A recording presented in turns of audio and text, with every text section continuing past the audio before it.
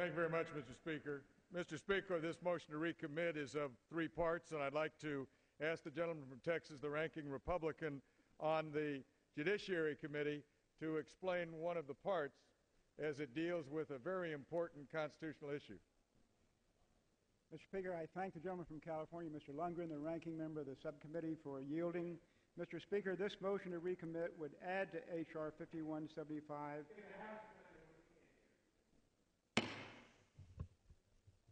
The gentleman from Texas, speak in the mic.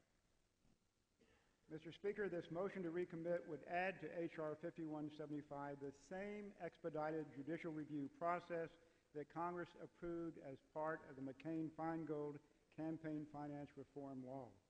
Because H.R. 5175 raises the same constitutional issues that were at issue in the Citizens United case, expedited review should be included in this legislation as well. The base bill does not contain the reference to 28 U.S.C. 2284 that Congress specifically designed and has used repeatedly to assure the prompt resolution of constitutional claims.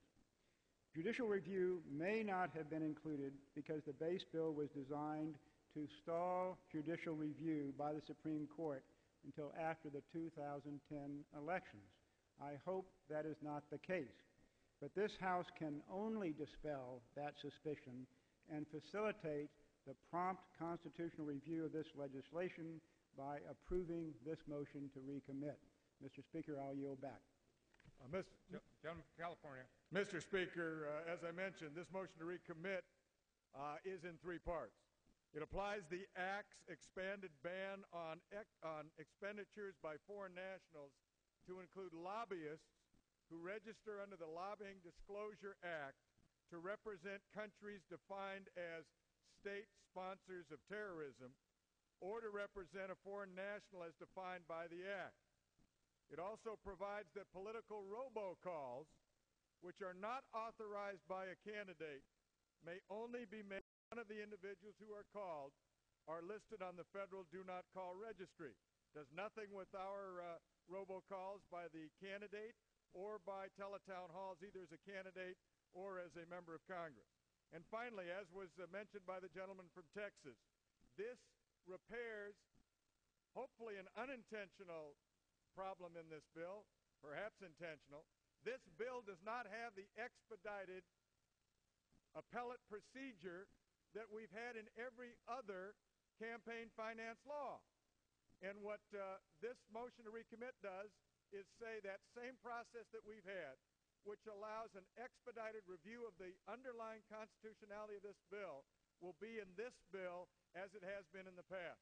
Why? Because we are dealing with the First Amendment to the Constitution, and people ought to know sooner rather than later whether the law we passed is constitutional. If, in fact, your intent is to ensure there is vagueness for this election period so that those who are protected in this bill, that is, the exemptions given to the union, applies, but there is uncertainty on the part of other corporate entities, either for-profit or not-for-profit, that will have a chilling effect on the latter group. That will create an uneven playing field for the balance of this election period. The only way in which you might not have that uneven playing field is to have an expedited consideration all the way to the Supreme Court of the underlying constitutionality. We have spent 40 hours in this Congress naming post offices. Can't we spend a little bit of time protecting the First Amendment to the Constitution of the United States? And ought we also make sure that the judicial branch has an opportunity to review this so that people can know when they are able to speak? We're talking about political speech, the essence of the First Amendment.